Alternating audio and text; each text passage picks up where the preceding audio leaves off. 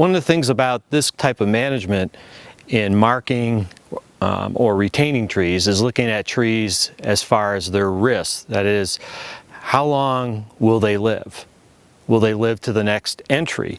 And so as a forest owner, you're constantly looking at trees when you're marking them to be removed, making decisions about their longevity. The tree behind me has some issues going on. I mean, you can see some dead branches. We call that flagging. And this may indicate that there's something going on with this tree. And so the question always becomes how severe will it be? Will it live to the next harvest entry, which could be 10, 20, or 30 years from now? Okay.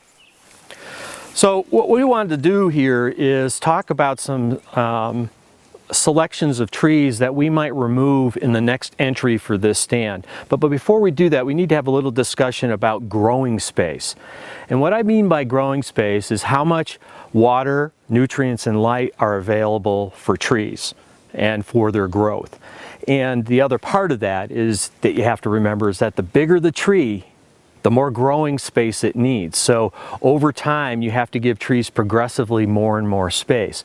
So those are kinds of things that we think about when we're selecting trees to be removed. Some other factors, we look at the overall health of the tree, we look at insects and disease issues with the tree. Is there some damage to the tree? In some cases, we'll leave trees that aren't healthy because we want that tree to turn into a snag, which is important dead wood for certain kinds of wildlife. We need to get up close to these trees to make a good decision, so let's go take a look.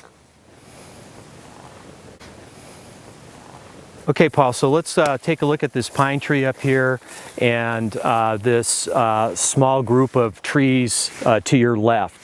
Because the crown's looking a little ratty. What's the diameter? 21 inches. 21 inches. And just some pretty big branches. Got a crook in it. Yeah, I agree with you, Paul. I think it's got that crook up in the top and those heavy limbs. You know, this tree is not really going to gain much in value by keeping it. And because it's taking up a lot of growing space, it's holding back these other pole-sized trees. So I think it's probably time to remove this tree. And it also frees up growing space for these larger trees in the neighborhood. Right. As well as this tree on our left. This tree also has, it's big enough, it's got some good economic value for helping to reinvest in thinning the smaller trees in a pre-commercial thinning. In addition to releasing the saplings and pole-sized trees immediately adjacent to that tree that we're just taking out, we also release this regeneration that's maybe 20 or 30 feet away. So one of the things that people don't realize is even though we're 20 feet away from the tree we're talking about removing, is that the actual roots from that tree actually extend out into this opening and are competing with these. So by cutting that tree, we're releasing the growing space to the pole-sized trees that surround that, as well as the regeneration that is in this opening that will then occupy it as they continue to grow.